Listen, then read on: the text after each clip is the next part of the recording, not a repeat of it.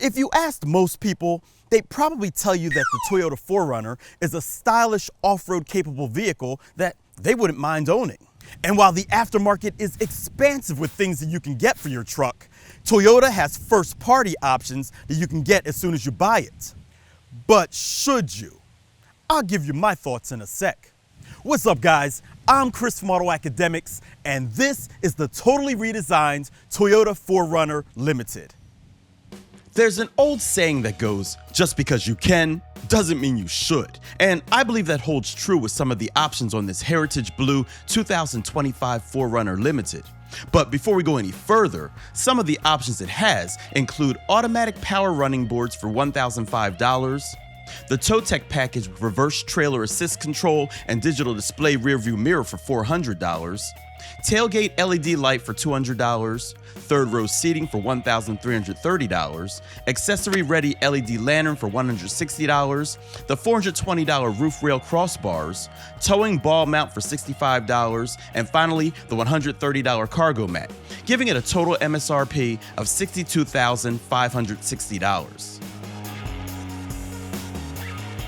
I think this 4Runner Limited has a lovely touch of exterior machismo that also wouldn't look out of place during a fine dinner out. But don't get these running boards. Alright, for a dinner out you might need them, especially if you wear a dress. But outside of that, they can be more of a nuisance than not. You always have to wait a split second for them to deploy, and they can jack up your shins too.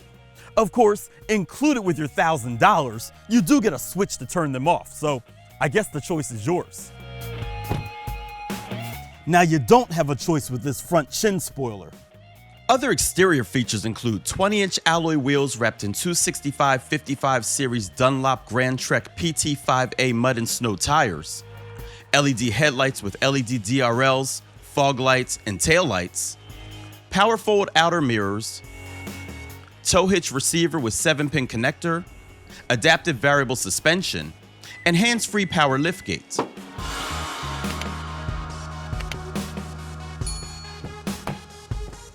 Something else you probably shouldn't get is the LED lantern. Yeah, it's cool how it stores in the side of the dash, but at $160, I'm sure there are cheaper options out there. Plus, this one's batteries are already dead, and I can't figure out how to open it to change them. If you know how to do it, let us know how in the comments below. Like the larger Sequoia, this 4Runner has an opening rear window to give you quicker cargo access to smaller items. But if you fully open the power lift gate, you'll get full access to the 12.1 cubic feet of cargo space behind the third row. Pull a couple of straps to fold that row down, and you get 44.8 cubic feet behind the second. Stow the middle row, and you'll find 84.1 cubic feet in all. There are cargo tie-downs, a cargo net, a 120-volt outlet, and some storage for the jack and other small tools out of sight. Finally, the spare tire can be found beneath it all.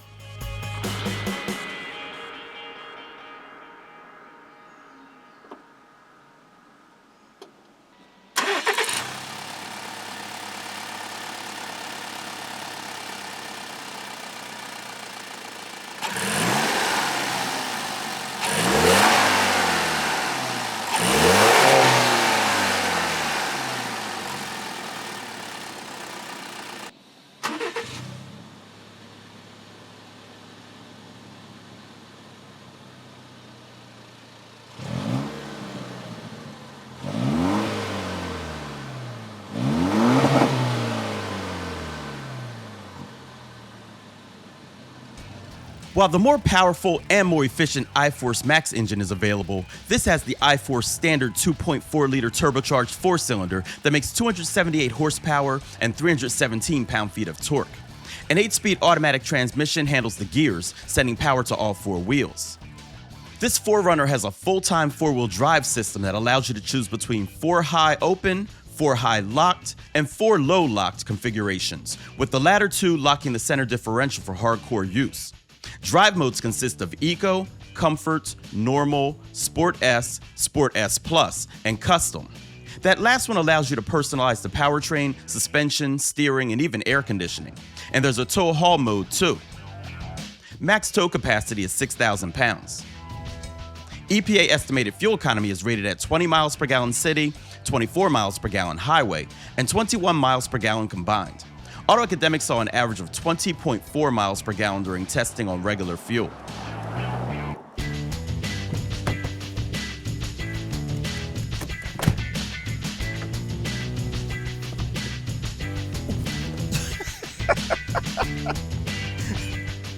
If you're thinking about getting the optional third row, don't.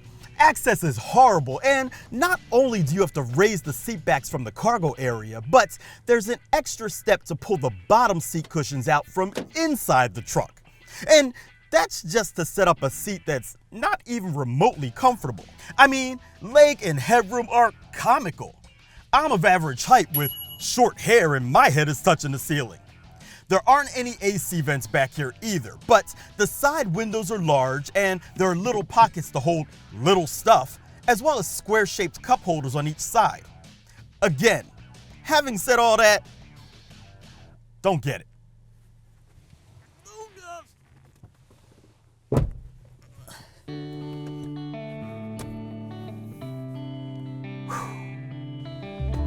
As you might expect, the second row is better.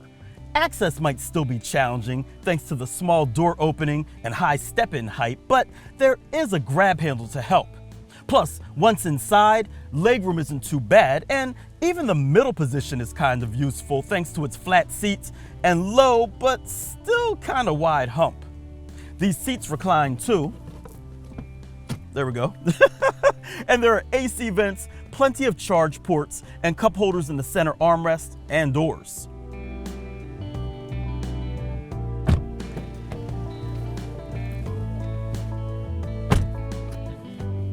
Because this is the limited trim, you get some nice soft touch materials throughout. And the black and mocha colors work well too. All the controls are large and chunky, yet the coverings on the steering wheel and seats provide plenty of comfort.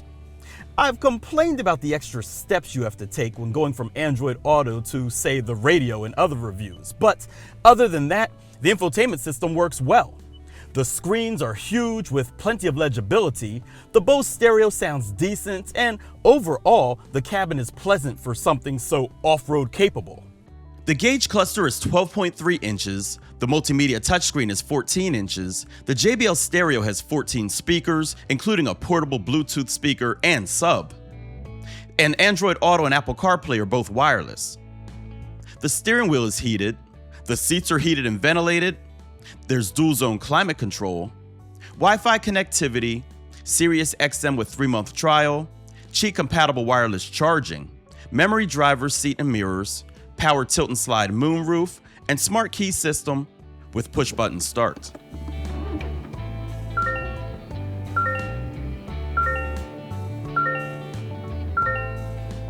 Safety features consist of Toyota Safety Sense 3.0 with pre-collision, lane departure alert, rear camera detection, parking support brake, road sign alerts, parking sensors, blind spot monitor, and rear cross traffic alert.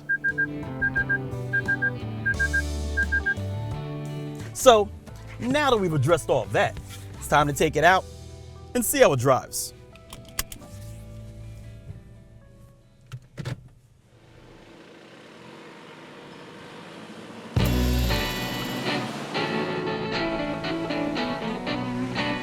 I'm sure one of the reasons that the 4Runner has sold so well over the years is because of the way that it drives. And if you don't know what I mean by that, allow me to explain.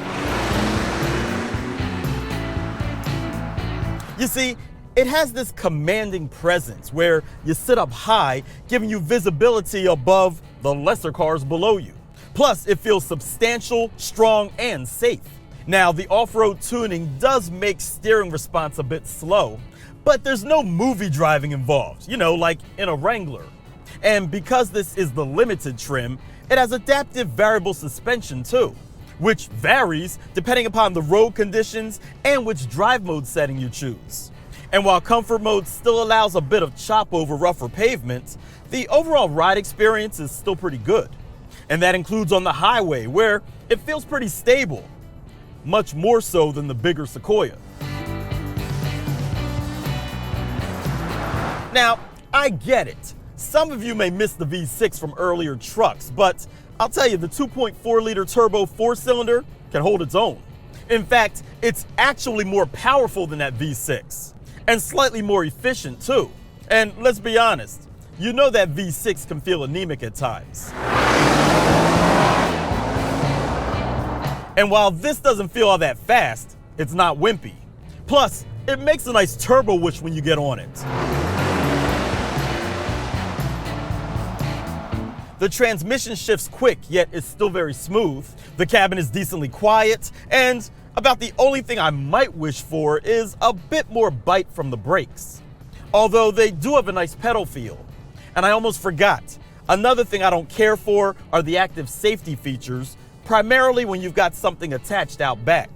Problem is, if you turn the truck off, they automatically turn back on again when you restart the truck. For example, let's say you happen to have your mountain bike on back and you stop at a convenience store to get something to drink.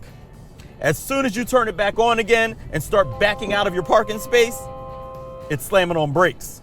That's annoying. And unlike the running boards or the third row, that's not an option you can skip. Other than that, I'm not mad at this redesigned 4Runner. And if you choose the right options, you won't be either.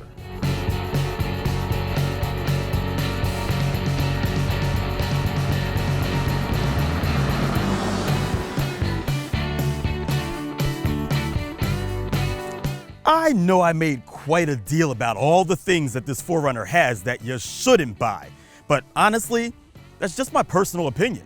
And frankly, they're options to begin with. So if you like them, buy them.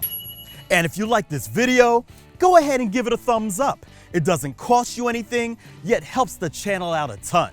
And while you're at it, consider subscribing, then hit that bell icon so you don't miss what we have coming up next. I'm Chris from AutoAcademics. Thanks for watching.